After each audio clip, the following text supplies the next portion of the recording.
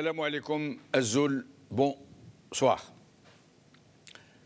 La nomination de M. Ben Abdelrahman à la primature du gouvernement n'en finit pas d'interroger les observateurs. Oui, qu'est-ce qui a bien pu motiver le choix d'un tel personnage à des charges tellement importantes à un moment aussi compliqué et devant des perspectives aussi sombres qui pourraient nous conduire à une situation d'une gravité qu'on ne mesure même pas? Pourquoi lui et pas quelqu'un d'autre? Pourquoi ne pas avoir choisi une personnalité un tant soit peu connue et surtout consensuelle, qui pourrait rassembler les énergies, convaincre les Algériens de se préparer ensemble au tsunami économique qui va déferler sur leur vie? Qui a pesé pour un tel choix? Pourquoi avoir opté pour un personnage aussi effacé, aussi incolore, qui n'a jamais provoqué la moindre petite vaguelette, malgré les fonctions très sensibles qu'il a occupées? Et parmi les fonctions que ce nouveau Premier ministre a exercées, certaines en particulier ont attiré notre attention. Des fonctions censées être centrales dans la lutte contre la corruption, le détournement des fonds publics et la violation du Code des marchés publics. Il a entamé sa carrière, M. Ben Abdelrahman, avec le poste d'inspecteur à l'inspection générale des finances, s'il vous plaît, à l'âge de 25 ans, en 1991. 25 ans, inspecteur à l'inspection générale des finances.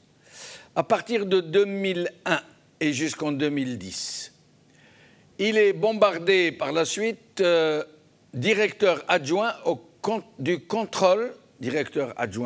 contrôle dans la même inspection générale des finances. Cette fonction, en ces temps de grande prédation économique, en plein scandale de cette autoroute qui allait coûter au pays la bagatelle de 20 milliards de dollars, et en ces années même où les Haddad, les Kouninef et autres grands prédateurs allaient dévorer tout cru le secteur des travaux publics et bâtiments, de l'hydraulique, etc., entre autres secteurs de prédilection pour requins en eau profonde. Toutes ces prédations et bien d'autres se trouvaient dans les premières prérogatives de cette fonction qu'exerçait M. Ayman Ben Abdelrahman, censé repérer et signaler ces agissements et contribuer à les contraindre, à les neutraliser, à les éradiquer. Or, ce passage de sa carrière est resté très lisse et n'a connu aucune perturbation, aucun fait d'armes, aucune affaire qui aurait pu défrayer la chronique. Rien, pas un pli.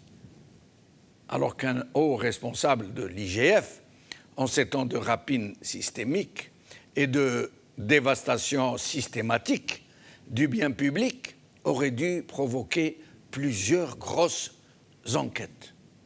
Mais rien. On ne sait pas non plus ce qu'a été son rôle dans le rapport de l'IGF sur l'affaire BRC, s'il en a été un des auteurs ou non. Mais ce qui est certain est qu'après cette très sombre affaire, qui a été lestement étouffée, M. Ben Abdelrahman allait continuer une confortable ascension, tranquille. Il est vrai qu'il n'aurait rien pu empêcher de toute façon, pour qui connaît le système, dans un système inféodé à une véritable mafiocratie, et qui aurait certainement brisé sa carrière s'il s'était avisé d'émettre la moindre petite protestation. Il a donc été sage comme une image, n'a pas bougé une oreille et n'est pas sorti de ce rôle qui lui avait été imparti de se contenter de faire des bulles, comme un poisson rouge dans un bocal. Cela lui avait valu d'être grassement remercié pour les services qu'il n'avait pas rendus, puisqu'en mars 2010, il a été bombardé au poste de censeur par un décret signé Bouteflika au sein de la Banque d'Algérie, où là aussi, il a continué à faire gentiment des bulles. Et ce sera vraisemblablement son seul mérite, savoir se taire et tracer son chemin sans faire de fumée. En 2019, il a été nommé par Abdelkader Ben Saleh au poste de gouverneur de la même Banque d'Algérie. Puis, en juin 2020, il est appelé aux fonctions de ministre des Finances dans le gouvernement Jarrad, avant d'être nommé à la primature par le président Tebboune. Le peu que nous pouvons retenir de son parcours et de son profil est qu'il a été l'archétype du commis incolore et inodore, sans aucune nuance politique, ni de talent technocratique particulier. Il n'a pas provoqué le moindre remous alors qu'il exerçait des fonctions qui se trouvaient au cœur du grand saccage. Et il aura réussi la gageure d'avoir grimpé avec une très grande vélocité tous les échelons d'une fulgurante carrière, juste parce qu'il a su se taire, s'effacer et se couler dans l'ombre du maître de l'heure. C'est dire que tous les chemins peuvent mener à la primature, en attendant de passer à la trappe.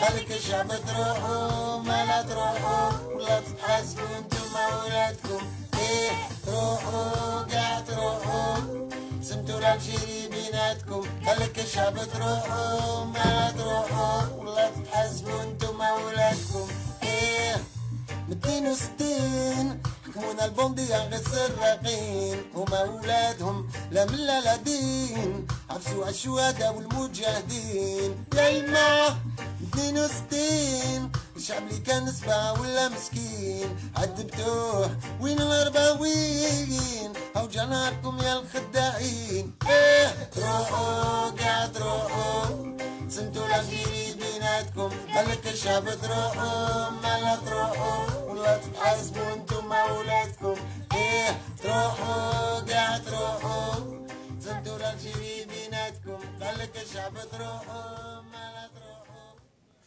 Algérie, brouillard et chose-trappe, c'est le titre de notre émission d'aujourd'hui.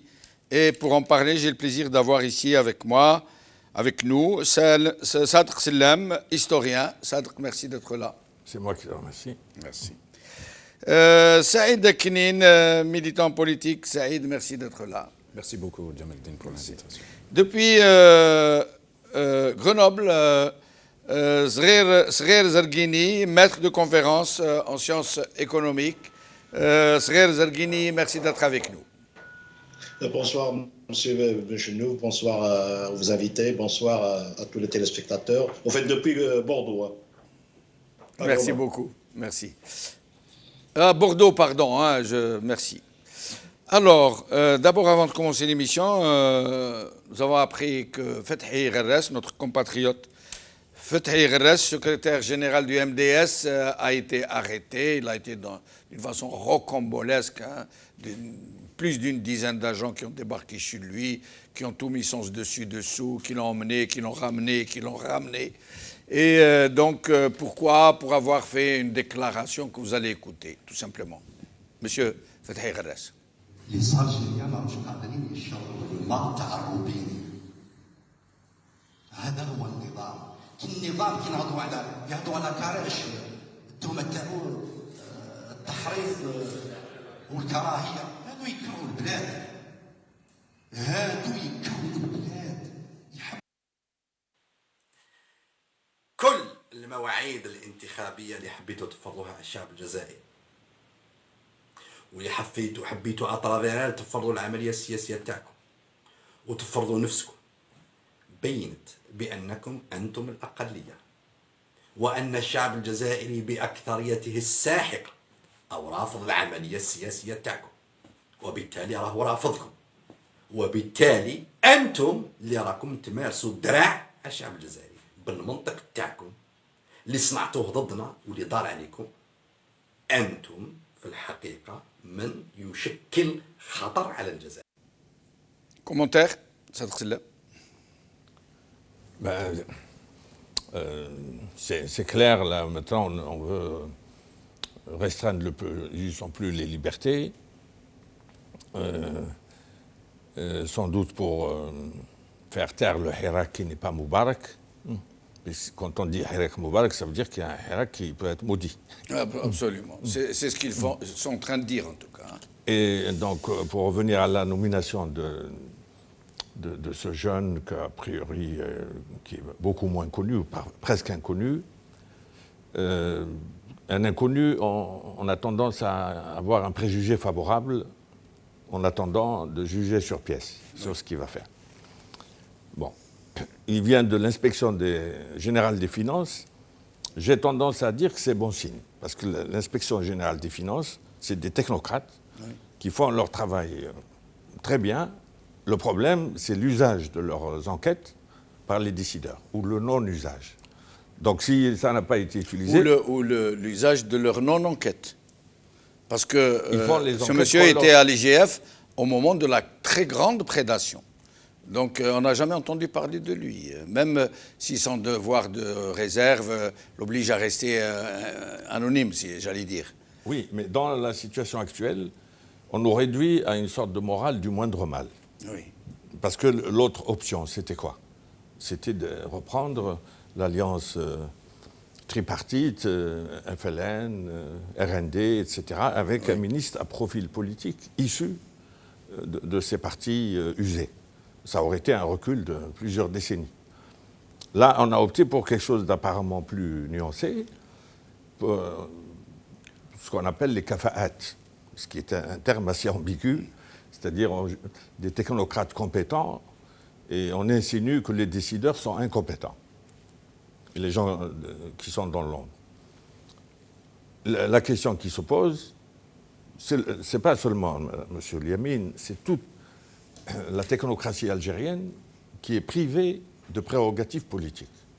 Et le désir de rupture des jeunes qui viennent tous les vendredis, c'est de tourner cette page où on a des décideurs anonymes qui utilisent de vraies compétences, mais pour prendre des décisions qui les arrangent. Mais apparemment, lui, il est issu de la majorité parlementaire, du moins par affiliation, puisque Tebboune ne l'a pas nommé chef du gouvernement, mais Premier ministre. Parce que, d'après leur dernière constitution, il y a le choix entre Premier ministre ou chef du gouvernement. Oui. Quand il est issu de l'alliance prépondérante ou du parti prépondérant, en tout cas de la majorité parlementaire, c'est un Premier ministre.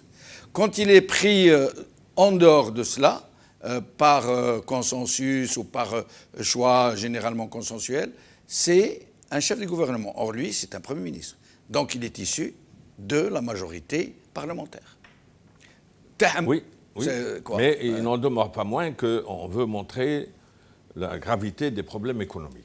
Le fait de reconnaître que la situation économique est grave, c'est déjà un petit bon signe. Mais nous allons voir s'il n'y a pas d'autres arrière-pensées. Parce que d'après certains, il pourrait avoir été choisi comme Kemchel Aid, quoi, futur fusible.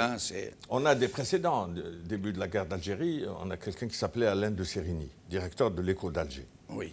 Il a écrit un éditorial passé dans l'histoire où il a daigné reconnaître l'existence de problèmes économiques et sociaux assez sérieux en Algérie. Mais celui qui dit qu'il y a des problèmes politiques est un séparatiste, un fellaga. Tous les pouvoirs instrumentalisent les problèmes économiques quand ils les reconnaissent pour nier les problèmes politiques. Il pratique du déni. Donc moi je ne fais pas de procès d'intention à ce jeune parce qu'il appartient à une Mais lui aussi, génération moins usée que les précédents. Ouais. Moi je veux laisser quelques raisons d'espérer à la jeunesse algérienne qui restera tout le temps en Algérie. Donc on va le juger sur pièce, mais si ceux qui l'ont nommé cherchent à instrumentaliser les problèmes économiques pour nier la réalité des problèmes politiques, et que la crise algérienne est d'essence politique, à ce moment-là, c'est le retour aux pratiques anciennes et la volonté ouverte de défier le Hirak, de ne pas tenir compte des aspirations du Hirak. Oui, mais lui, il est en droit fil du discours ambiant. Hein. Il dit tout va bien. Il avait promis, quand il était ministre des Finances à propos des liquidités, il avait promis qu'avant Ramadan, la liquidité serait un problème du passé. Il a dit nous allons créer un budget citoyen. D'ailleurs, nous allons l'écouter.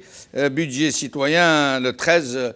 Vous allez vous faire une idée que c'est le monsieur qui a la même langue de bois que les autres. Hein. Écoutons-le, monsieur Ayman Ben Abdelrahman. Ayman Ben Abdelrahman a annoncé la publication sur le site du ministère des Finances du budget citoyen qu'il estime être un premier pas vers la transparence, précisant que chaque citoyen a désormais la possibilité de consulter les recettes et la destination des dépenses de l'État, ainsi que les recettes fiscales et parafiscales, mais aussi l'affectation de ces dépenses. Donc ce budget-là qui est publié pour la première fois, qui s'appelle le budget citoyen, chaque citoyen algérien pourra voir les recettes et les dépenses et la destination de ces dépenses par secteur, d'accord? Et même les recettes fiscales, parafiscales, les recettes de la fiscalité pétrolière sont décrites dans ce budget citoyen. Et il dit chaque citoyen pourra voir les recettes, les dépenses de chaque secteur. Ça veut dire y compris de l'armée. Hein. Le budget de l'armée, d'après lui, il suffit de cliquer, d'aller voir ce que dépense l'armée, combien elle a dépensé d'argent. C'est incroyable comme langue de bois, quand même. Ça n'a jamais été le cas, ça ne sera pas le cas avec un tel régime. Ça ne se peut pas. Je pense que ça va être le premier problème qui va lui être posé, c'est cette déclaration. On va lui demander... Mais il avait plein de déclarations dans ce genre. Toutes ces déclarations sont cousues de fil blanc. Saïd ? Encore une fois, merci. Je salue chaleureusement Sadak et aussi les téléspectateurs. Et Israël Zarkini qui est avec nous. Et Sisrer aussi. Alors, j'aimerais d'abord vous entendre commenter l'arrestation de Fethi Guerres. Justement, j'allais commencer par cette arrestation. Une de plus et une de trop. Et on est à plus de 300, je rappelle. Nous sommes à 308, 309. Voilà. Connu, l'arrestation connue. Exactement, sachant qu'à un certain moment, il y avait même Islam Tebouch, il y avait même d'autres qui avaient disparu et que pendant une dizaine de jours, personne ne savait où ils étaient. À la dernière minute, quand il y avait eu toute une campagne des réseaux sociaux, ils les ont laissés appeler leur famille pour dire qu'ils sont au centre Andar. Et si ce n'était pas les réseaux sociaux, ils auraient... Pour ceux qui ne savent pas, c'est même pas chez la police ou la gendarmerie, mais chez les services du DRS. Tout à fait. Tout à fait. Dans une procédure qui n'est pas légale. Ce n'est pas la procédure légale. D'abord, nous manifestons notre solidarité avec toutes les familles de ceux qui sont arrêtés, de tous ceux qui sont malmenés par un système qui aujourd'hui rentre dans une folie absolue. Le piège, ce fut celui de, arbitrairement, de classer deux organisations politiques comme terroristes. Fethi Guerres n'appartient ni à l'une ni à l'autre. Tout comme beaucoup de citoyens qui n'appartiennent, bien que moi, personnellement, je suis très prudent en disant que ça, c'était un piège. Et depuis dès le début, à savoir le 1er juillet 2020, j'avais fait une publication en disant que le premier responsable des malheurs de l'Algérie est la police politique. Et j'avais fini cette publication « Toufik assassin ». Une semaine après, une campagne nauséabonde d'un lynchage industriel pervertissant mes propos m'avait visé. J'en passe. Quoique, par la suite, des citoyennes et des citoyens, dans leur majorité, y compris ceux qui étaient troublés au début, se sont rendus compte que ce n'est qu'une manipulation de la police politique. Fethi Gharras est un élément de gauche qui est président d'un parti légal depuis 1998. Fethi Gharras fait partie de cette génération qui dit des vérités des citoyens. Il est de Djilfa, sa femme est Tizi Ouzou, ce qui symbolise cette diversité et cette unité du territoire national. Fethi Gharras est un humaniste. Fethi Gharras est un homme qui a des convictions et c'est celui qui parle les mots de chaque citoyen algérien. Et je trouve la façon avec laquelle ils ont perquisitionné sa maison hier, en s'introduisant dans la chambre de la camarade Msouda et Fethi Gharras que nous dénonçons. C'est quoi ces méthodes de la Gestapo? C'est quoi ces méthodes fascistes? Même le fascisme aujourd'hui paraît développé devant les méthodes de ce système. Nous avons demandé l'article 7 le respect de la souveraineté du peuple. Il nous offre l'article 87, celui d'incriminer l'acte politique. C'est l'incrimination de l'acte politique et c'est un retour en arrière. Nous sommes en train de revenir aux années 30, au temps du sous-développement. Même la dictature est développée par rapport à leurs pratiques aujourd'hui. Le deuxième dont j'ai envie de parler, nous parlons de l'assassinat de Boudiaf, dont son fils avait dit que c'est Toufik Nzar qui l'ont assassiné. Ce n'est pas moi qui le dis.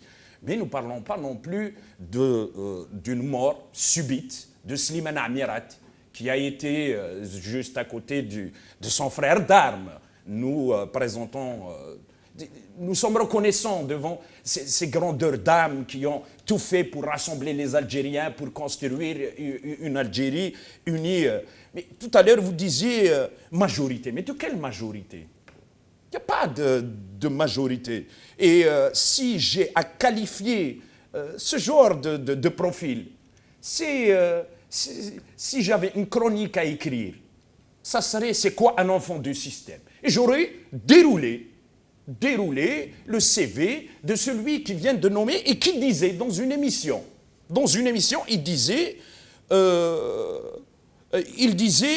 la stabilité juridique. Il parlait de stabilité juridique du pays. Quand il n'y a pas de stabilité politique, il n'y aura jamais de stabilité juridique. Il parlait aussi de gagner la confiance. Quelle confiance qu'on va gagner quand on est à la tête? On ne sait pas comment le qualifier. Est-ce que c'est un chef de gouvernement ou c'est un premier ministre? Non, c'est un premier ministre. C'est un premier. Mais ni l'un ni l'autre. Et ça n'a pas de sens. En fait, il n'y a pas de normes en Algérie. On ne peut pas utiliser des concepts qui ont des définitions universelles, des définitions scientifiques sur le cas algérien. Il parlait de gagner la confiance. Quelle confiance qu'on va gagner quand il y a autant de défiance, quand il y a un taux de participation qui est de moins d'un quart du pays pour quelqu'un qui est supposé. Maintenant, parlons des qualifications. Moi, il n'y a aucune, même objectivement, je comprends que si Sadak l'a fait pour être dans l'objectivité scientifique, mais l'objectivité scientifique, c'est celle d'analyser le parcours. Cet homme, à l'âge de 25 ans, il était aux impôts. Non, pas aux impôts. À l'IGF. Est-ce qu'un jour, l'IGF, n'oublions pas que l'IGF, à un certain moment, d'ailleurs, c'est l'instance... c'est la Cour de sûreté de l'État qui avait condamné Bouteflika en 1981. La Cour des comptes qu'il avait à 83 et qu'il a volé de l'argent. Est-ce qu'un jour, pendant les années 90, ils ont parlé de ces milliards qui se sont volatilisés? Et puis par la suite, il était à la Banque centrale. La Banque d'Algérie. À la Banque d'Algérie. Ouais. Il a été censeur. Et censeur, c'est le garant de l'orthodoxie financière. C'est le garant de la norme, de l'éthique. Est-ce qu'un jour, en tant que censeur, est-ce qu'il avait fait son métier? C'est la période où il y avait la volatilisation des 1000 milliards. Donc rien que son parcours nous dit qu'aujourd'hui, il y a une crise politique. La dernière fois, j'avais dit, ce n'est pas une histoire de casting et de personnes. Même si on va mettre à ce poste Grendizer, Avec l'intelligence d'Einstein, il ne va rien changer au pays car la solution, elle est politique. Quant à la technocratie qui est un système bâti sur la compétence. Quelle compétence? La compétence sans l'éthique, la compétence sans un lien avec le peuple, la compétence sans légitimité, elle n'a pas de sens. Et d'ailleurs, le plus drôle, c'est que pendant 2 jours, tout le monde a donné un faux CV à ce monsieur. On lui a prêté le parcours de son prédécesseur, celui qui a été ministre des Finances avant lui, dont je ne me rappelle plus le nom. Et même le NTV a... Regardez cette image. La 5, s'il vous plaît.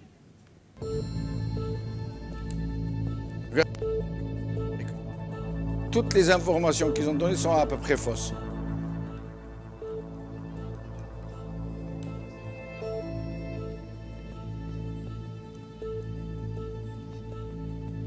Voilà, à part le...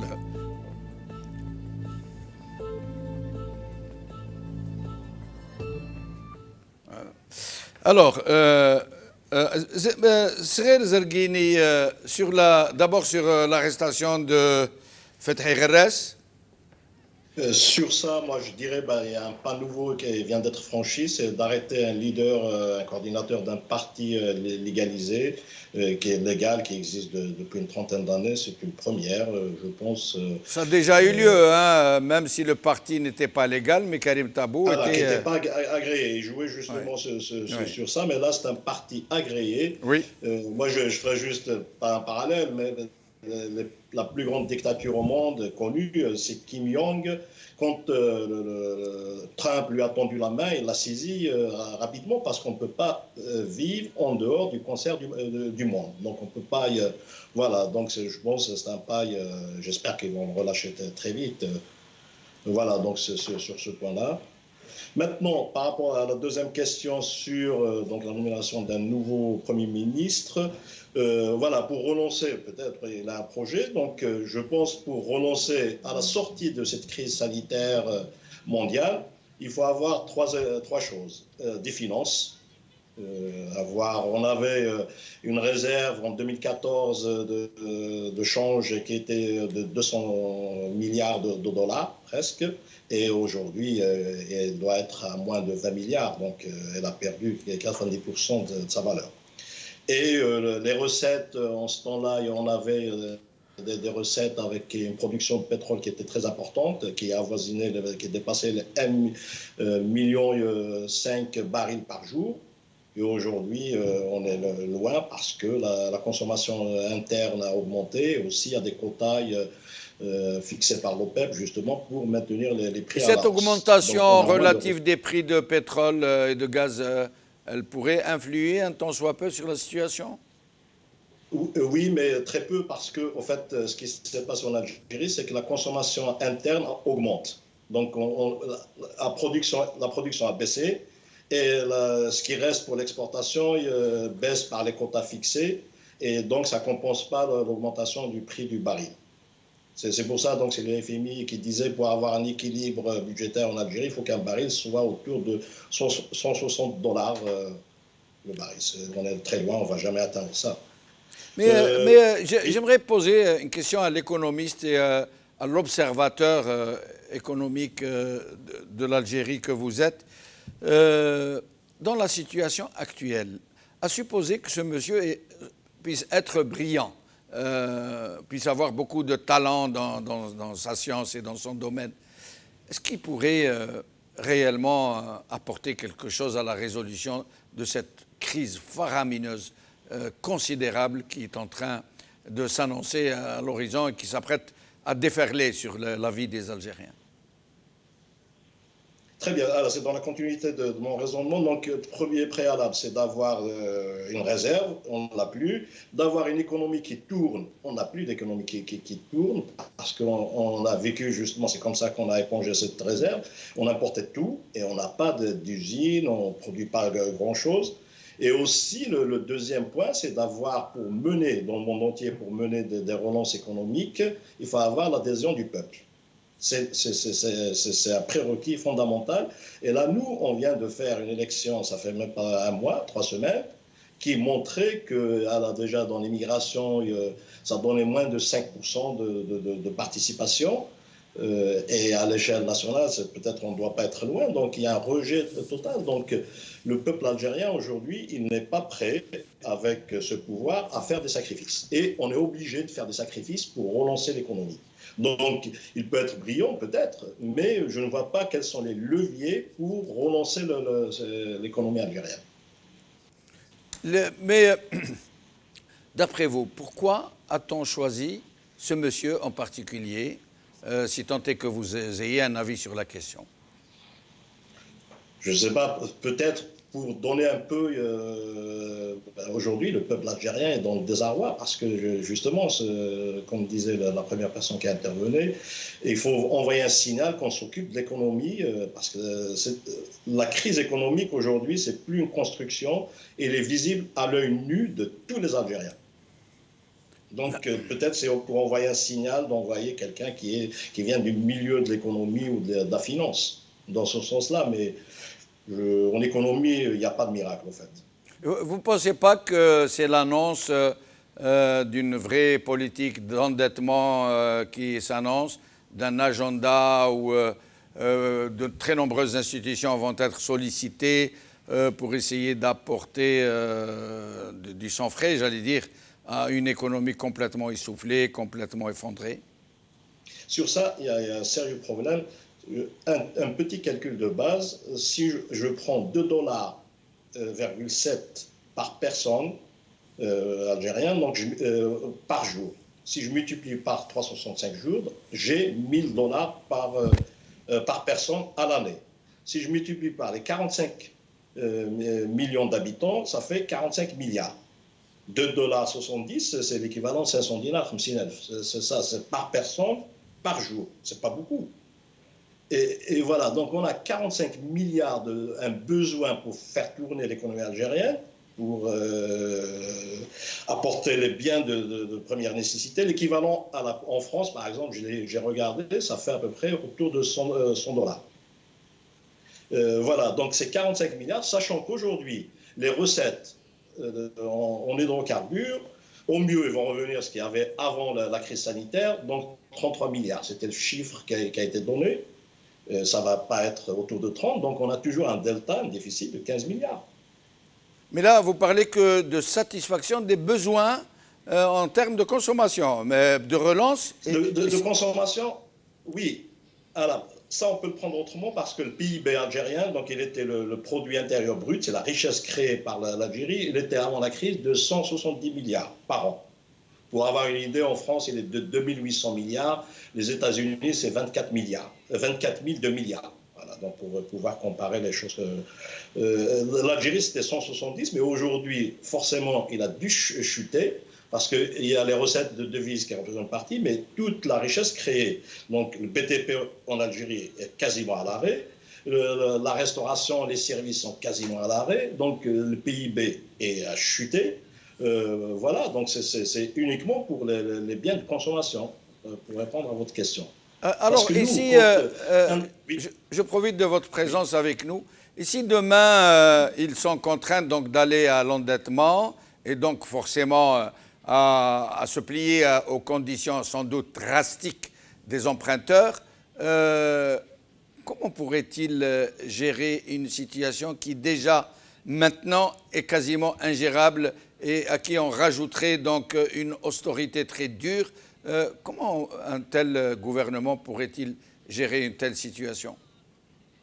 Moi, je pense qu'on aura des problèmes pour emprunter de l'argent parce que là, c'est des dépenses de fonctionnement, pas d'investissement. En général, les banques, la Banque mondiale, le FMI, c'est plus des emprunts d'investissement, pas de consommation. Et là, si on prend l'exemple d'un pays, la Grèce, quand il y a eu la crise financière de 2008, et la Grèce, à un certain moment, ils se posaient la question, donc ils voulaient faire que l'Europe fasse tourner la planche à billets. Et ça, l'Allemagne et les pays du Nord ont refusé, donc ils ont trouvé une solution mixte. Ils ont ramené le FMI. En fait, le FMI, c'est du caution. Mais après, on emprunte auprès des prêteurs, des privés, des fonds de pension. Ah, il y a un souci? Il y a un souci. Revenons à dans un moment. Avant de vous poser une question, vous vouliez nous présenter le livre de Abdelkrim Hamrouchi qui vient de sortir? Oui, c'est un livre que j'ai reçu hier. C'est un témoignage. Hein. C'est un témoignage. Algérie entre assassinat et suicide. C'est un titre un peu désespéré, mais c'est le témoignage de quelqu'un que j'ai eu comme vraiment interlocuteur. Oui, un interlocuteur sur les grandes affaires qu'il a vécues, notamment l'affaire Le Mouri. Oui, l'affaire Le Mouri, qui reste à ce jour une énigme. Hein, et lui, il dit qu'il n'y a pas eu de complot. Il donne le récit. Il a été condamné par un tribunal où siégeait le Zbiri, qui était commandant. Et ça ne l'a pas empêché de marcher avec Zbiri en 1967 dans la tentative de putsch. Et là, le livre se termine par un récit où il se retrouve avec Zbiri à l'enterrement de Ahmed Boumendjel. Sur lequel vous venez de commettre un grand ouvrage. J'aurais volontiers cité. Oui. Ça confirme tout ce que... toutes les louanges que mérite ce grand homme. Il dit, ils étaient au cimetière de Sidi Mohamed. Et là, vous allez le citer. Hein? Je cite. Puis au moment de la mise en terre de celui qui a été pour moi un exemple de courage, de culture, de hauteur de vue, d'honnêteté intellectuelle, Zbiri se penche sur moi pour m'exprimer son regret de voir partir ce grand homme sans que l'Algérie n'ait su tirer profit de ses compétences. Boumendjel, c'est le politique qui était complètement marginalisé après 62, puis après 65. Et c'est en rapport avec le problème d'aujourd'hui. Quand on parle de technocrates sans profil politique, on recommence les mêmes erreurs, c'est-à-dire des décideurs anonymes. Quand ils reconnaissent leur incompétence, ils donnent des ordres à de vrais techniciens, mais qui font une politique qui est sans doute pas la leur. Et donc, pour revenir à ce nouveau venu, moi, j'attends qu'il prenne d'autres... Je ne le juge pas sur le passé. Vous le créditez des meilleures intentions. Pour laisser quelques raisons d'espérer à la jeunesse algérienne, pour ne pas désespérer la grande poste. Visiblement, on craint dans tous les milieux l'addition d'un hirak à motivation économique, des gens qui ne sont pas sortis pour les libertés et qui vont sortir pour le pain. La colère de... Voilà, donc la conjonction des deux, ça risque d'être explosif. Oui. Je pense qu'il aura des consignes pour atténuer cette crise. Mais comment ça? Avec quels moyens? Avec quelles ressources? Justement, on va recenser ces possibilités et ces difficultés. Oui. Il faut remonter à la période où le pétrole était à $150. Oui. L'Algérie était presque une grande puissance financière. Oui. Mais elle n'est jamais devenue une grande puissance économique. Il faut se poser la question pourquoi. Oui.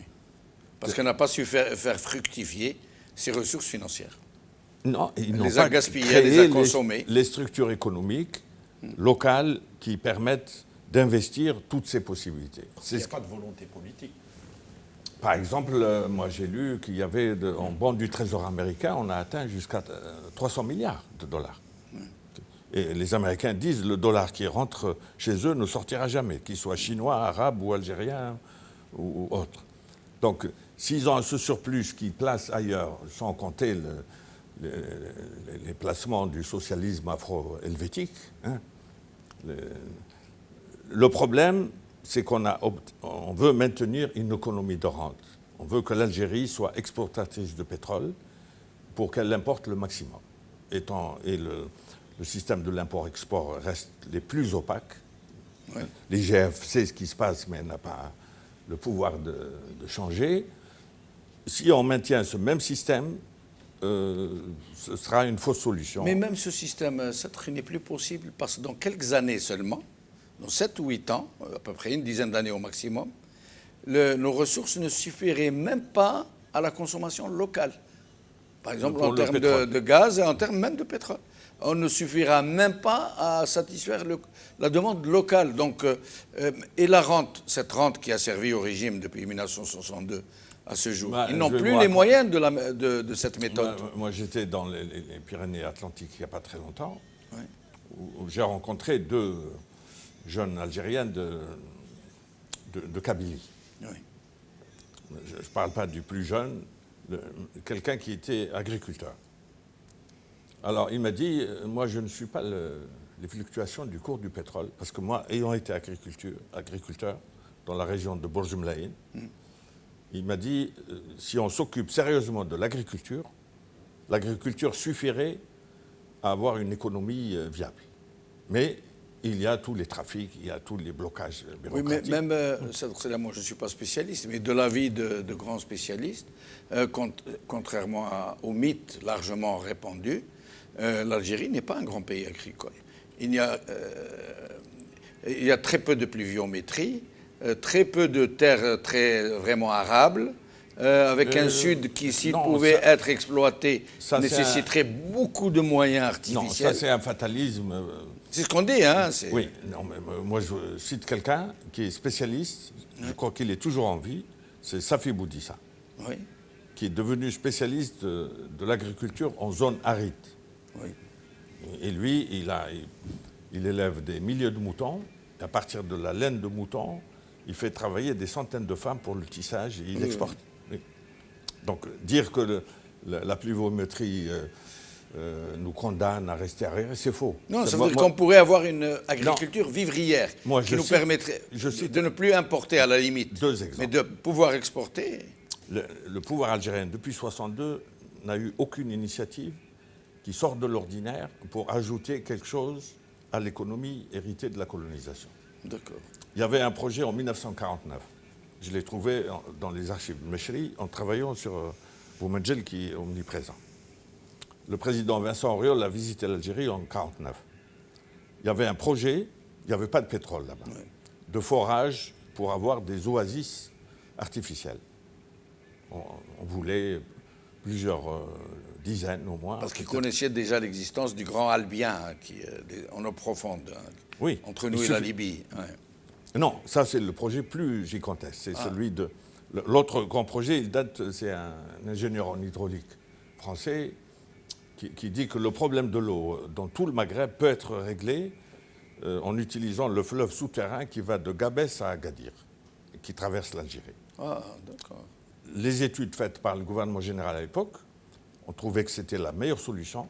De Gabès à Agadir. À Agadir, c'est un fleuve souterrain. De la Tunisie au Maroc. Absolument. Un fleuve souterrain. Oui. D'accord. Mais le gouvernement général a dit ça nécessite des investissements trop lourds. Nous ne sommes pas sûrs de rester ici pour en bénéficier. Et ce ne serait pas plutôt le projet de la mer intérieure non. Oui, le fameux canal de la Tunisie vers Chott el-Mghayr, dans la vallée de Ouedsouf. C'est le projet d'un agronome des années 1870. Et qui a été estimé trop cher. Par le shérif de Constantine, on l'a pris pour un excentrique. Oui, qu'il avait ressorti des archives. Absolument, oui. Mais quand les coloniaux disent on n'est pas sûr de rester, donc on n'investit pas, les post-coloniaux ont raisonné comme eux. Qu'est-ce qui les a empêchés de mettre en pratique au moins l'usage des recettes pétrolières pour développer les oasis artificielles que le gouvernement général, sous Châtaigneau, qui était un grand réformateur, il a été victime d'un putsch des administrateurs de communes mixtes et des sous-préfets, parce qu'il voulait développer l'Algérie. Et donc, si on n'a pas de grands projets pour éviter la monoculture, c'est-à-dire les hydrocarbures, on restera dans le sous-développement qui bénéficie aux tenants du socialisme afro-helvétique. C'est-à-dire les recettes... De la mamelle à la banque suisse. Oui, oui. Oui, mais ce que vous avez dit est extrêmement intéressant. Ça veut dire les post-coloniaux, ça veut dire les régimes post-indépendance, ont raisonné de la même manière que les coloniaux, parce que les coloniaux disaient on n'investit pas parce qu'on ne va pas rester. Et les post-coloniaux, on n'investit pas à long terme parce que nous avons vocation à partir en Suisse et en France et ailleurs. À une différence près, c'est que les coloniaux, aussi cyniques étaient-ils, ils prévoyaient ce qu'on appelle la part du feu, c'est-à-dire faire le minimum qui évite l'explosion. Or, les régimes autoritaires prétendent se passer de la part du feu, puisqu'ils... Mais ils l'ont remplacé par la rente. Oui. La corruption massive, la corruption de masse. Oui. Arroser les gens, leur permettre de manger pour se taire. Là, ça pose une autre question. Ouais. On a entendu dire qu'on va récupérer une partie de l'argent qui a été volé. Voilà. La première question à poser au nouveau Premier ministre, c'est qu'est-ce qu'il va faire pour ça? Si Tebboune n'a Moi, rien je le fait, jugerai sur des points comme ça. Je n'ai pas de préjugés défavorables pour lui, mais je le juge régulièrement sur les mesures qu'il prendra. Et puis, l'Algérie a besoin de... Parce que le pouvoir actuel prétend répondre au Hirak qui veut une rupture totale avec les méthodes anciennes. Il prétend se réformer de l'intérieur, sans révolution. Or, un système... Et même sans transition. Un système aussi gangréné, parce qu'en médecine, on a les solutions médicales et les solutions chirurgicales. Oui. Bon. Est-ce que des solutions purement médicales et homéopathiques suffisent à répondre à l'espérance du Hirak? Le Hirak est en train d'opter pour l'option chirurgicale, l'amputation. L'amputation de tout ce qui représente l'ancien régime, ou le régime actuel du moins. Oui, mais là, c'est une velléité d'adaptation pour éviter l'explosion d'origine économique, mais en restreignant les libertés. Mais vous l'avez bien dit, ça reste une velléité. Oui, pour ça le reste moment. Une velléité. Alors, Saïd, commentaire ou... Oui, justement, tout à l'heure, il parlait de l'affaire dont il n'y avait pas de complot. Bien avant, oui. Exactement. Bien avant l'émission, on discutait, on disait que Mohamed Harbi, justement, avait développé une autre thèse. Effectivement, il y avait un complot. Ça, c'est pour mettre en lumière un peu la complexité de l'histoire. Harbi a travaillé sur le manuscrit en français de Boumediene, du PV, manuscrit. Exact. Mais sans se poser la question de la véracité des chefs d'inculpation. Or, vous êtes historien. Nous n'allons pas sortir du sujet, s'il vous plaît. Vous êtes historien, je ne le suis pas. Si tout un chacun fait son métier, les vaches seront bien gardées. Pour mettre juste en lumière la complexité de l'histoire. L'histoire ne peut pas simplement être vue par un seul côté. Il y a une certaine forme de complexité et le plus important, c'est d'éviter la résurgence destructive dans le passé et aussi pour ne pas handicaper le présent. Nous avons vu récemment qu'il y a une instrumentalisation d'un certain nombre de faits historiques pour pouvoir justement inséminer la haine alimentée par la police politique dans la société. Et ce qui est visé, c'est cette unité retrouvée, cette fraternité retrouvée, et surtout ce Hirak qui a mis à nu un certain nombre de choses. L'une des choses qu'il a mis à nu, ce Hirak, c'est tous les mensonges qui sont autour de ce système. L'un des mensonges, c'est qu'à un certain moment, on nous disait on a tant de réserves de change. L'actuel ministre, on lui a posé une question sur la chaîne 3. La journaliste, elle lui a dit on a 40 milliards, il y a de ça une année, 40 milliards de dollars. Et il lui a dit je ne vous dis pas le chiffre. Lui-même qui parlait de citoyenneté, de finances citoyennes, il ne veut même pas annoncer. Comment se fait-il que lui-même, il va oser lui-même. Même la Banque centrale ne communique plus sur le montant. Lui-même, je le défie. D'ailleurs, on le défie de mettre le nez dans les 12 milliards alloués à la Touma al-Askariya. Vas-y, mets le nez si t'as rajul. Non, mais lui a dit n'importe quel citoyen peut consulter le budget de tous les secteurs, ça veut dire y compris l'armée. Oui, il parle, et moi j'aime bien les gens comme ça qui bombent le torse et qui disent voici le verbe, le mot, la démagogie, et ainsi de suite. Maintenant, revenons aussi à la situation économique. La situation économique du pays, on frôle la catastrophe. Et ce n'est pas tant un profil le meilleur qui soit qui puisse redresser la situation, d'autant plus que la question est éminemment politique. Le système algérien a accepté le partage de rôle fait par le système mondial qui est celui de réserver à l'Algérie la production des énergies. Allouer au monde de l'énergie, point à la ligne, et importer tout le reste. S'il n'y a pas une volonté politique, je l'ai dit assez souvent ici sur ce plateau, que j'ai des rapports.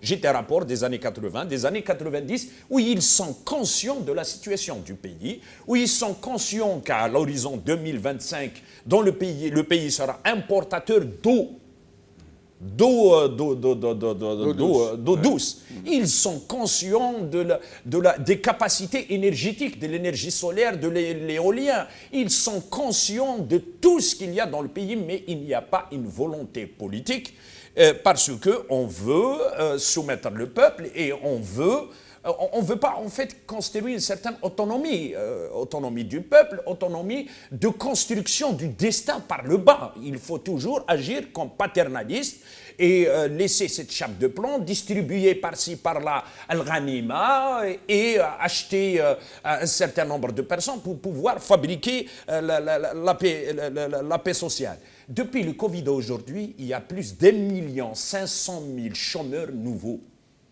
1 million, ça c'est une perte, Serge, de fiscalité, c'est une perte dans le circuit économique, c'est des pertes et des pertes et des pertes. Et aussi, depuis le début, les réserves de change sont en train de s'éroder à raison de plus de 20 milliards l'année. C'est-à-dire ce qu'il reste, aujourd'hui reste 20 milliards, d'ici la fin de l'année, comment qu'ils vont faire? Soit il y a l'augmentation du prix du baril du pétrole, soit recours à la dette extérieure. Il n'y a pas 10 650 solutions. Il ne faut pas sortir de l'ENA pour le comprendre. Et eux, je crois qu'ils ont fait un choix, d'autant plus qu'on voit leur proximité avec Paris. Si leur proximité avec Paris, s'ils acceptent tout ce que Paris leur dit, parce que c'est Paris qui va être garante des prêts qu'ils vont avoir auprès des banques. C'est tout. Ils sont garants. Paris garant ne peut pas se porter garant. Oui, mais ça a été déjà fait dans les années 90. Hein, oui, les années 80, coup de pouce, tous les prêts, ils sont faits parce qu'il y a cette... Et de l'autre côté, il y a un certain nombre de... Maintenant, cette nomination sur le plan de la forme. Sur le plan de la forme, elle n'obéit à aucune logique. D'abord, de quelle majorité on parle? Si maintenant, on va dire qu'il est... Il peut vous dire, je suis FLN. Il peut vous dire, je me revendique, je me réclame du FLN.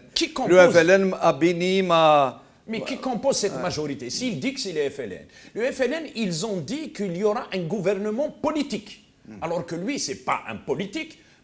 Entre guillemets, c'est un élément du système qu'on veut présenter avec un truchement verbal comme un technocrate. Mais ça, c'est de la... Oui, mais le FLN n'a rien à dire.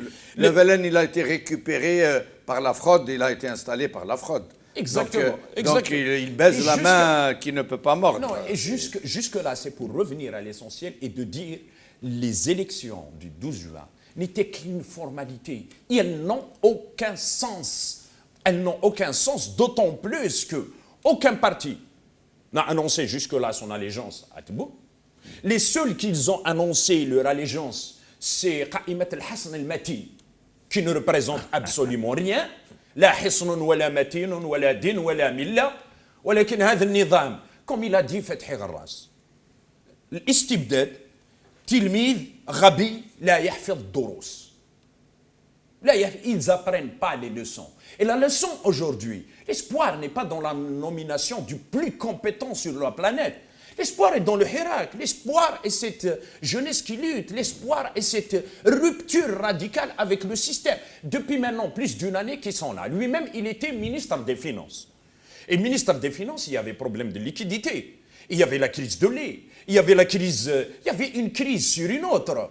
Il y avait une crise sur une autre. Celui qui est incapable de régler un problème de liquidité, il va mener une économie à ce qu'il appelle, lui, une transition numérique, une économie numérique, la numérisation de l'administration. Il faut arrêter avec les formules pompeuses. Le peuple algérien, ce n'est pas de ça qu'il a besoin, les formules pompeuses. Et d'ailleurs, j'ai vu même certains écrire sur leur page, Hafez Stin.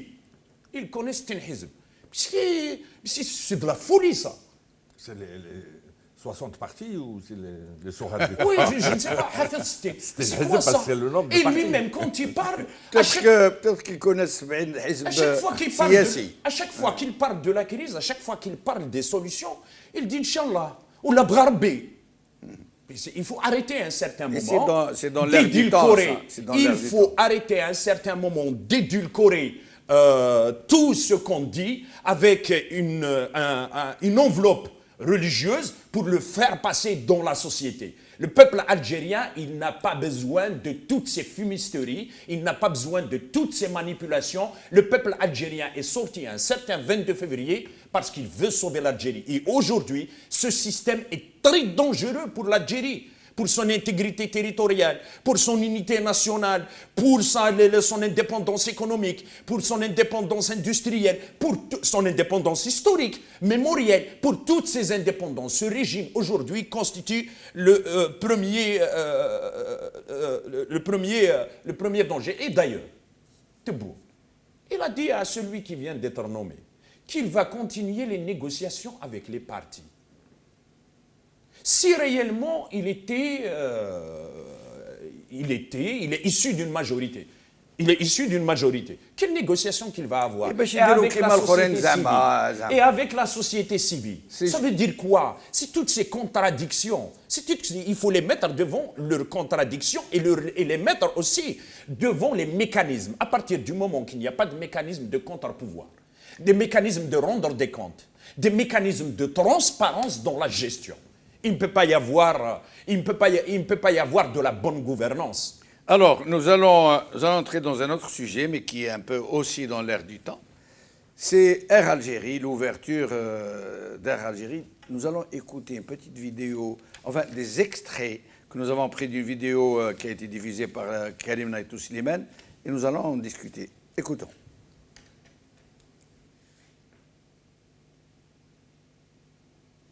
Il y a un problème. Alors, Srir Zerguini sur Air Algérie, en attendant de voir ces quelques extraits, c'est réellement un gros problème. Nous en avons discuté tout à l'heure au téléphone. Il semble, selon des chiffres qui sont tout à fait hallucinants, presque incroyables, que le trafic est passé de 600 vols par semaine entre Alger et la France à 3 vols. 3 vols par semaine. Nous allons écouter d'abord ces extraits présentés par Naïtou Slimane. بكري كنا في 600 vols par semaine. هكذا par semaine. كنا 600 طيارة 600 رحلة في السمانة. ولينا دروك هنا في فرنسا 3 vols par semaine. طلعوا الحساب، هذا ماشي رقم رومانسي ولا لا ركزوا عليه مليح خاوتي. من 600 حتى ل3 يعني بريسك زيرو، ما كاين 5 ملايين مسافر. بكري ثاني كي كانت الحاله نورمال كانت السومه تاع البيت دير حوالي 300 اورو اون موين. في الشتاء كان يدير 200 اورو 210، في الصيف يدير 400 وكامل. دونك لا موين تاع لو بيي سيتي 300 اورو ابوبري. هايلا اذا ما راحتش كورونا وانا راني شايفها الحاله مطوله الكورونا هذه، باسكو راكم تشوفوا لو فاريون اونغلي، لو فاريون ماشا، لو فاريون انديان، هذه منا بالك مواد سبتمبر يعاودوا يكونفينيونا. دونك تقدر اذا كملت الحاله من 2030 حنا نريحوا من 2030 ما نروحوش، العالم كاع يفواجي غير حنايا. علاش؟ لانه عندنا نظام ما يخممش علينا، ما يخممش على الجزائريين. هاي ليك علاش كيفاش السياسه لما يهرب منها الناس تعاود تولي ليهم وتحكمهم كامل. دونك لازم هنا في الخارج نتموبيليزاو ونحطوا اليد في اليد باش نطالبوا بتغيير النظام. دونك لازم موعد، عندنا الموعد اللي راح جاي هو 4 جويلية هنا في باريس. لازم تو الموند يجي، تو الموند كونسيرني، تو الموند. النظام هذا طيح عليكم كاع، صدقوني طيح عليكم كاع. Srir Zerguini, des chiffres hallucinants. D'ailleurs, jusqu'à maintenant, moi je n'y crois pas. Peut-être que dans les 600 vols, comparé à 3 vols, peut-être dans les 600 vols, il y avait toutes les compagnies aériennes, Air Algérie, Air France, Lufthansa et autres, alors que les 3 vols, ce n'est qu'Air Algérie. C'est peut-être ça l'explication, non? Très bien, je vais corroborer un peu les chiffres de Karim Naïtou Slimane. Dans le sens, au fait, le trafic entre l'Algérie et la France, déjà, il y avait 7 aéroports qui desservaient la France d'Algérie, Alger, Tlemcen, Bougie, Constantine-Oran, 7, je les ai comptés. à Neve. D'autre côté de la Méditerranée en France, il y en a 10. Orly, Nice, Marseille, Bordeaux, etc., les grandes villes. Donc on a 7 fois 10, ça donne 70 liaisons, aller-retour. Donc quand c'est la matrice, ça veut dire qu'il y a 35 liaisons entre les deux. Donc si je divise les 600, 700 pour faire très simple, 700 divisé par 35, j'ai 20 vols par semaine, en moyenne.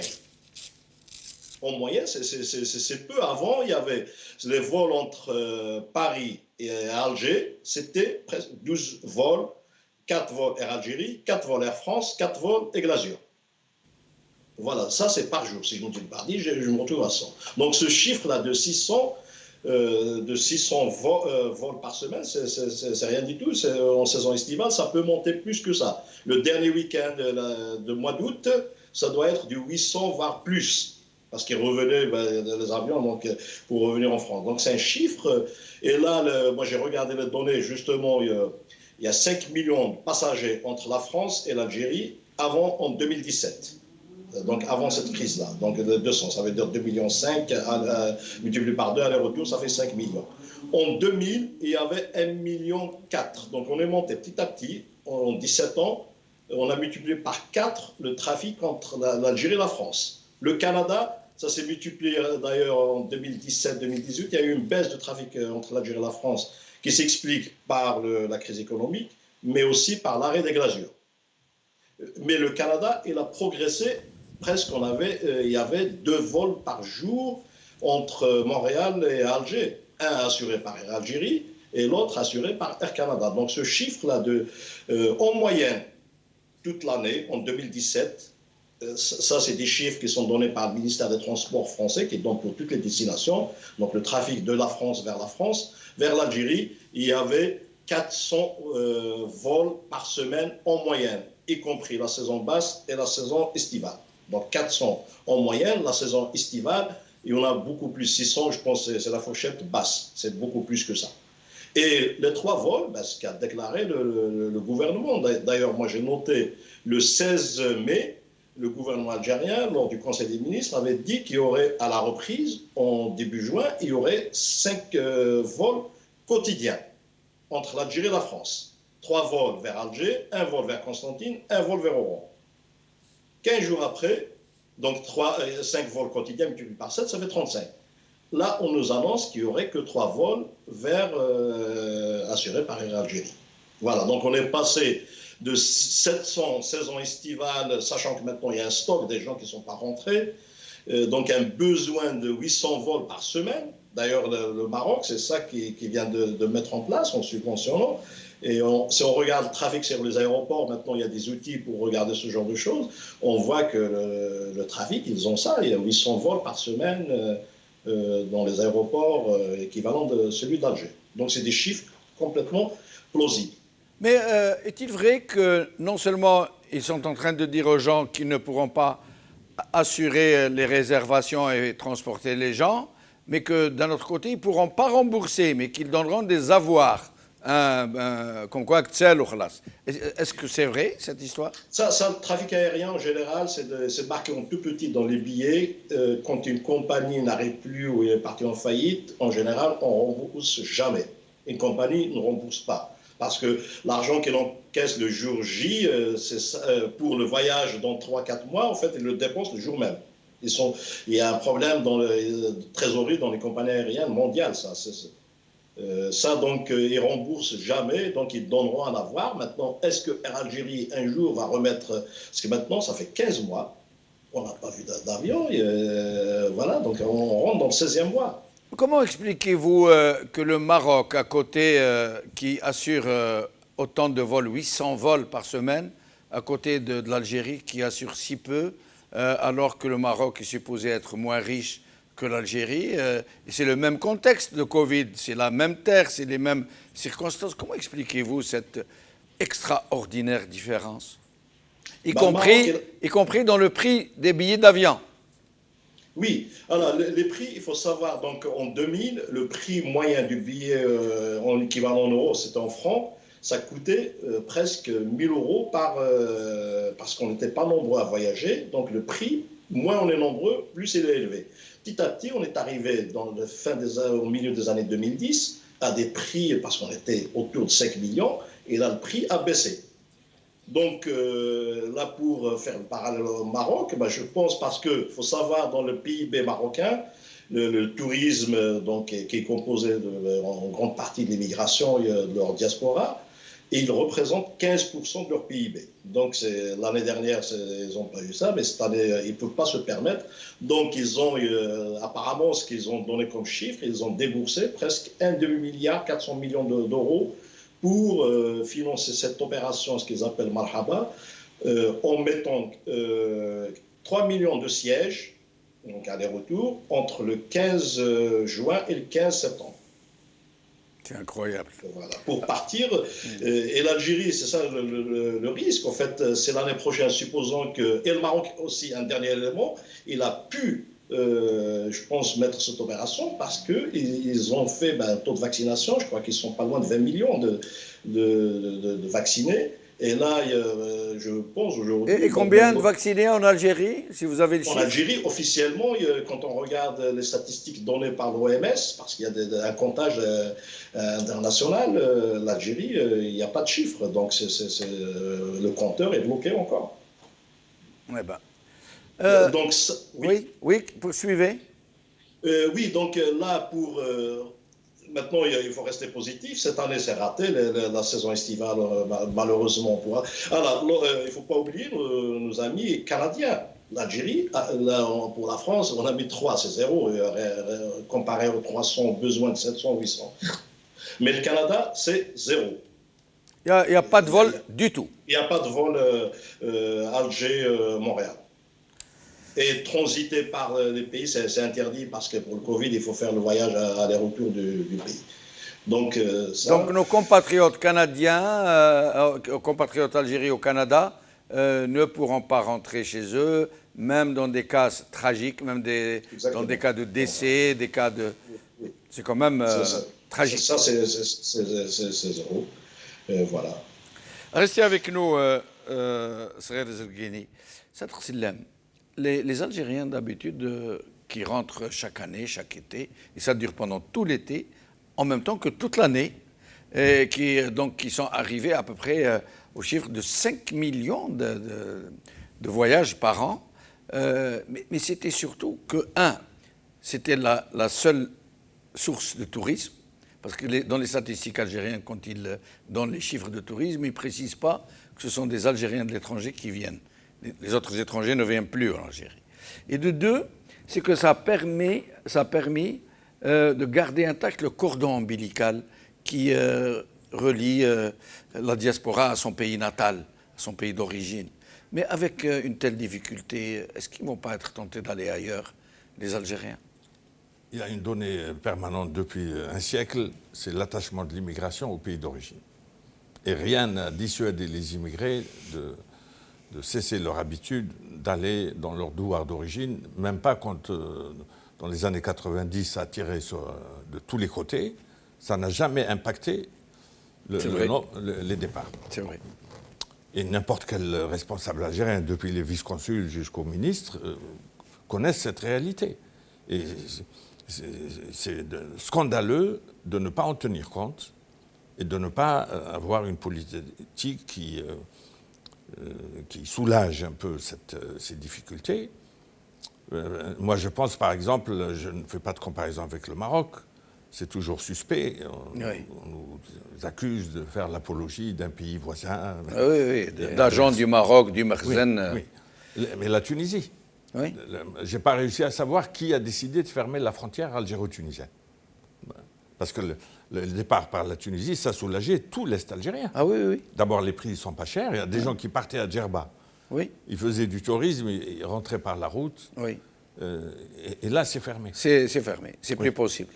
Et si vraiment le pouvoir algérien voulait limiter ce grand mécontentement, il aurait pu négocier l'ouverture. Les Tunisiens ne demandent qu'à recevoir des Algériens qui dépensent des devises. Oui. Moi, j'ai tendance à croire que c'est le pouvoir algérien qui a fermé la frontière. Il a commencé du moins. Oui, le premier à avoir commencé, c'était la pandémie, c'est un prétexte. Évidemment, il faut prendre des précautions, mais quand ça devient un prétexte... Mais, pourquoi c'est un prétexte? Parce que l'Algérie est le seul pays, pratiquement à ma connaissance, qui pratique ce genre d'ostracisme, de fermeture de ses frontières. Le Maroc, ce n'est pas le cas. La Tunisie, ce n'est pas le cas. Beaucoup de pays qui sont dans le même contexte reçoivent leurs compatriotes. Oui, à mon avis, on aurait dû nommer comme Premier ministre le ministre des Transports, parce que ça semble être la priorité. Et est-ce qu'il n'y a pas de risque pour notre diaspora, notre communauté, en France, de se tourner vers d'autres horizons et de commencer à oublier petit à petit le pays d'origine? Moi, j'ai eu des informations assez alarmantes que je n'ai pas pu vérifier, mais qui correspondent à un début de réalité. Il y a des gens qui avaient l'habitude de rentrer plusieurs fois par an. Et puis, depuis le début ils n'arrivent pas à avoir un billet, parce qu'à Orly, on ne peut même pas rentrer quand on est algérien. On ne peut même pas s'approcher du guichet de... Parce qu'il n'y a pas de vaccination, parce qu'il n'y a pas de confinement... Oui, il y a toutes sortes de prétextes, mais on peut être beaucoup plus accueillant. Il y a des gens qui ont commencé, ou d'autres qui pensent à les imiter, à vendre tous leurs biens en Algérie et de ne plus rentrer. Donc rupture douloureuse. Mais comment? Mais dans le même temps, ça fait les affaires des mafias du foncier. Parce que quand quelqu'un veut brader tout de suite, il y a beaucoup de gens qui vont lui proposer, etc. Et les mafias du foncier font ce qu'elles veulent. Comme il y a beaucoup d'émigrés qui ont construit là-bas et qui n'y vont plus, ils n'y allaient que pour les vacances, ils ne peuvent plus y aller, ils vont donc être tentés de vendre. Absolument, il y a ce risque-là, et on jugera le futur gouvernement à l'aune de sa capacité à prévenir ce genre d'usage de la pandémie à des fins scandaleuses. C'est-à-dire, Saïd? En fait, j'ai lu juste avant le document que tu m'avais remis sur un certain nombre de statistiques, un certain nombre de vols et un certain nombre de chiffres qui indiquent qu'il y a, c'est comme s'il y a une certaine forme de construction d'une impossibilité de retour. C'est comme s'il voulait dire aux gens, ne venez plus. Ne venez plus. On n'a pas besoin de vous. Et ça pour plusieurs raisons. D'abord, le trafic aérien, la demande et l'offre, le passeport sanitaire et... Le confinement des 5 jours. Le confinement des 5 jours. Il paraît qu'ils l'ont supprimé. Il paraît que c'est en route, on ne sait pas. Ils suppriment ou ils ne suppriment pas, mais les conditions de retour... beaucoup de mal. Les conditions de retour, avec l'indisponibilité sur place des possibilités de tests, va encore une fois compliquer les choses pour les non-vaccinés. Et aussi la venue des Algériens. Mais ça, c'est toute la situation post-Covid qui remet en question un certain nombre de choses qui étaient de l'ordre de l'à peu près. Du bricolage en interne. Aujourd'hui, c'est planétaire. Ce n'est plus une histoire, comme a déclaré Tebboune, que j'ai l'intuition que le Covid, on va arriver au terme du Covid à la fin du mois d'avril. La science, ce n'est pas de l'intuition, ce n'est pas du fétichisme. Et aujourd'hui, à l'échelle internationale, quand on vient, moi personnellement, j'ai un voyage à effectuer au mois de septembre dans le cadre professionnel. Dès maintenant, j'ai donné toutes les indications par rapport au passeport sanitaire, par rapport au vaccin ou pas de vaccin, au test PCR, ainsi de suite, ainsi de suite. Mais ça, c'est quand il y a un État. Je vais vous donner, on m'a raconté une histoire. En Amérique latine, il y a un Algérien qui est décédé. Cet Algérien qui est décédé, sa femme qui est espagnole, s'est adressée à l'ambassade d'Algérie. La réponse, elle est dramatique. On ne peut absolument rien faire. Pour le rapatrier ? Ni pour le repatrier, ni pour s'occuper des démarches administratives, ni absolument rien. Plus grave encore, la femme, qu'est-ce qu'elle fait ? Elle, comme il a une nationalité espagnole, elle s'adresse aux autorités espagnoles. Les autorités espagnoles, comme il a été enterré, il est mort dans un accident, ils décident de le déterrer pour faire une enquête. Et plus grave encore, non seulement ils ont fait une enquête, mais ils l'ont protégé comme un citoyen espagnol. Mais plus grave encore, ils ont donné le choix à sa femme que s'il fallait le repatrier en Espagne, elle allait le faire. Mais plus grave encore, ils ont donné le choix à sa famille, comme il y a dans ce pays une communauté musulmane, de l'enterrer dans ce pays et que tous les frais étaient pris en charge par l'Espagne, là où il y a un État. Un autre exemple. Quand vous dites plus grave encore pour le régime algérien. Pour le régime algérien, qui abandonne complètement... c'est historique. C'est historique et le professeur d'histoire, il peut en parler. Il peut en parler depuis toujours. La Fédération de France, et ce qu'on avait fait depuis le début des Harak aujourd'hui, ils veulent juste se venger de nous parce qu'on n'a pas accepté de participer à cette chape de plomb, à ne pas faire notre devoir vis-à-vis de nos frères et nos sœurs en Algérie pour les accompagner dans le cadre d'un autre pays. Je ne cite pas le nom du pays. Il y a un Algérien qui est marié à une femme de ce pays. Ce pays, il a décidé de faire un tarif familial. Et quand vous avez plus de 3 ou 4 enfants, le billet aller-retour coûte 80 €. À partir du moment où il est algérien, il s'est adressé aux autorités de ce pays. Il leur a dit, est-ce que je peux, moi qui n'ai pas de ce pays, être de la famille, faire mon voyage. Ils lui ont dit, mais bien sûr, vous faites partie de la famille, vous êtes le bienvenu chez nous. Parce qu'un retour, ce n'est pas simplement une histoire sentimentale, c'est aussi un investissement économique. Un investissement économique, c'est le secteur hôtelier, c'est la consommation, c'est tout un secteur qui... Les 5 millions d'Algériens qui repart chaque année en Algérie, minimum, allez, on va calculer, si chacun dépense... Une moyenne de 2 milliards d'euros. C'est 2 milliards à dépenser. C'est 2 milliards d'euros à dépenser. Et c'est le secteur hôtelier, c'est l'automobile, c'est la consommation, c'est l'agriculteur, c'est ainsi de suite, ainsi de suite. Donc eux, ce qu'ils veulent, ils veulent une Algérie sans peuple. Les Algériens qui sont en Algérie, ils les emprisonnent. Les Algériens qui sont en dehors de l'Algérie, ils ne veulent plus qu'ils rentrent. Voici ce qu'ils sont en train de construire. Quand un inculte politique, un inculte humain dit que le taux de participation ne m'intéresse pas, dans une élection où on engage l'avenir d'un pays, qu'est-ce que ça veut dire? C'est le pays des généraux, c'est le pays du conclave des généraux. Ils ont privatisé le pays, c'est le seul pays au monde qui a c'est la seule mafia au monde qui a un drapeau, qui a des banques, qui a un territoire, qui falsifie l'histoire, qui falsifie la mémoire et qui fait tout pour diviser le peuple. Qui a une police, qui a une gendarmerie, qui a une armée. Ils ont tout, ils ont tout. Et sur ce, nous allons donner le mot de la fin à Srer Zerguini avant de clore cette émission. Srer Zerguini, vous avez le mot de la fin. Srer Zerguini, ça ne fait rien, c'est dommage. Srer Zerguini, vous êtes avec nous? Oui, c'est bon. Voilà, très bien. Alors, c'est à vous, vous avez le mot de la fin.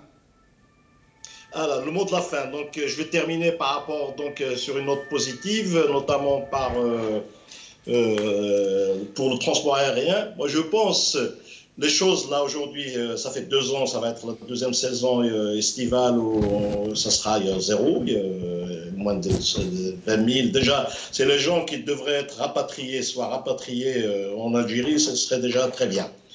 Après, je pense l'année prochaine, l'été prochain, il faut qu'on redémarre parce que pour atteindre les 5 millions, il faut un coup de pouce du gouvernement algérien. Il faut mobiliser donc une somme importante pour pouvoir, comment dirais-je, pour subventionner 2 millions, 3 millions de sièges. Et après, pour que ça soit possible pour les Algériens.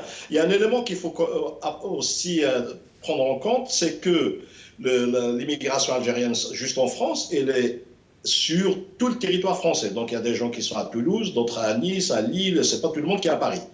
Et les vols avec un minimum de reprise, comme là maintenant, c'est uniquement de capitale à capitale. Donc quelqu'un qui est à Toulouse, qui allait à Oran ou à Marseille, qui allait à Bougie, où il y avait des vols directs, là ils sont obligés de remonter jusqu'à Paris, TGV plus hôtel, plus arriver à Alger, donc il faut aller à Oran ou à Bougie. Donc voilà, plus les tests à mon avis, ça va rester encore, surtout pour les pays où il y a un niveau de vaccination assez important. Et les tests, ils seront plus subventionnés en France. Et ça, il faut savoir, et dans tous les pays, par la sécurité sociale, ils auront un coût qui serait autour de 100 €. Donc, pour une famille, donc il faut un test à l'aller, un test au retour. Voilà, donc ça va être impossible. Donc, pour l'année prochaine, il faut vraiment qu'on ait une compagnie qui puisse mettre 2 millions, 3 millions de sièges à un prix abordable par les Algériens. Et là, la mécanique va reprendre, on va laisser faire le marché. Il y aura d'autres compagnies qu'on fera venir et on peut atteindre les 3 millions, les 5 millions en 2028 et pour avoir des prix autour de 300 €. Parce que si on n'atteint pas les 5 millions, on n'aura pas des prix comme ceux d'avant. Et ils seront beaucoup plus chers. Merci, Srer Zerguini. Voilà, pardonnez-moi de vous interrompre, nous sommes à la fin de l'émission. Saïd, il va y avoir une marche à Lyon ce dimanche 4 juillet, à la veille du 5 juillet. Une manifestation plutôt. Il va y avoir une manifestation à Marseille, Vieux-Port, 4 juillet. Mais il y a aussi cette marche dont on nous dit qu'elle sera grandiose entre... donnez-nous les détails. En effet... mais très vite, on a à peine une minute. En effet, nous avons fait le serment d'être aux côtés des Algériennes et des Algériens jusqu'à la réalisation de l'objectif, celui d'une indépendance réelle de l'Algérie. Il est vrai qu'il y a plusieurs actions à travers le monde. Il y a aussi une marche à Canada. Il y a cette marche à Paris qui va de la place de la République jusqu'à Nation. C'est une marche unitaire que le peuple algérien... À quelle heure? À 13 h. Que le peuple algérien a décidé à voter sur place à la place de la République. Par acclamation. De là, par vote à main levée. Acclamation. Par là, un appel est lancé à tous les Algériennes, à toutes les Algériens, à tous ceux qui veulent réellement, à ceux qui aiment l'Algérie, aux patriotes, de venir nombreux dans la joie, dans la fraternité, dans la lutte, dans la colère saine, dans la fraternité et l'union. Khawa khawa, wa had an-nizam ma'a al-khawana. Très bien, merci. Merci à Sadr Sellam, merci à Saïd Aknine, merci à Srer Zerguini, merci à vous, chers amis, de nous avoir suivis. Selmia, et à demain, j'espère.